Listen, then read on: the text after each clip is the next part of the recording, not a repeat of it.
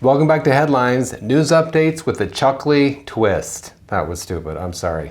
In today's updates, Joe Manchin pulls the ripcord, the U.S. Air Force prioritizes pronouns, San Francisco's homeless disappeared, and a fact check from NBC that sucks. I'm Wes Austin, and these are your headlines. You can't fire me, I quit. Joe Manchin announced that he would not be seeking re-election to the Senate. Manchin's departure from the Senate is proof that sometimes the best way to win is to not let anyone see you lose. He learned that from Mitt Romney. Manchin said that he's going on a tour of the country to see if there's an interest in creating a movement to mobilize the middle and bring Americans together. I guess he's looking for that elusive moderate Democrat crowd. These days, that's like seeing Bigfoot. Manchin wants to mobilize the middle. That's the last thing my scoutmaster said before they wouldn't let him do scouts anymore. Where did San Francisco's homeless go? Homeless people miraculously disappeared from San Francisco's downtown area this week as the city cleaned up for the Asia-Pacific Economic Cooperation Summit. President Biden and Chinese President Xi Jinping had a face-to-face meeting at the summit. Anytime you put on an event, by definition, you have people over your house, you're going to clean up the house. What an opportunity to showcase the world's most extraordinary place, San Francisco. The city's new homeless strategy, out of sight, out of mind, and out of town, at least until the summit's over. I'm a little worried that cleaning up the sidewalks will confuse the foreign dignitaries. Without all the trash, the human waste, and the homeless people, how are they supposed to know they're in San Francisco? To help cities like San Francisco, Gavin Newsom just unveiled a new program to plant trees in urban neighborhoods. Newsom said at the unveiling that he was hoping if enough trees are planted, it will totally distract people from the stains all over the sidewalk. Maybe Newsom is hoping that the homeless will build tree houses like Ewoks and get off the sidewalks.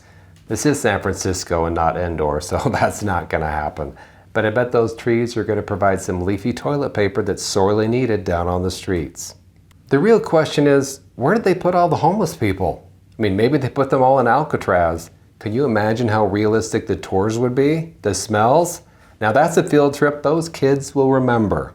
Forget Al Capone and Machine Gun Kelly. These kids will experience Toothless Jim, Cross-Eyed Carla, and Twitchy Tony. NBC facts up. NBC did a fact check on Ron DeSantis and suggested that he half lied when he claimed to have arranged the removal of hundreds of Americans from Israel. NBC said it was only half true because someone else flew the planes and DeSantis only supplied the money. In other news, NBC only half-asses their reporting. Here is the specific fact check. Ron DeSantis said, "I sent planes over to Israel and I brought back 700 people to safety." NBC's fact check? This is half true. DeSantis signed an executive order that allowed the Florida Division of Emergency Management to pay for the Americans in Israel to fly back to the U.S., but the flights were organized by a nonprofit and DeSantis' primary role was to fund the flights. So in a drug bust, if you just paid for the drugs, do the cops follow the NBC approach and only half arrest you? And only half pat you down? What's your pleasure, front or back?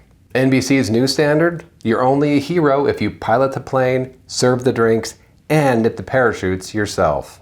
The U.S. Air Force has the most advanced pronouns in the world. With tensions running high in the Middle East, the Pentagon is going the extra mile in making sure that our armed forces are staying sharp and ready.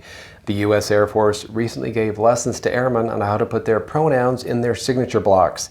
As you can see here from their training slide, it can be immediately after the name in parentheses, on a separate line at the bottom, or on a separate line somewhere in between. In other news, 5 U.S. service members were killed when a military aircraft went down on Friday in what officials describe as a training accident. I can't help but think that if the Pentagon would have provided better pronoun guidelines and training, this accident could have been avoided.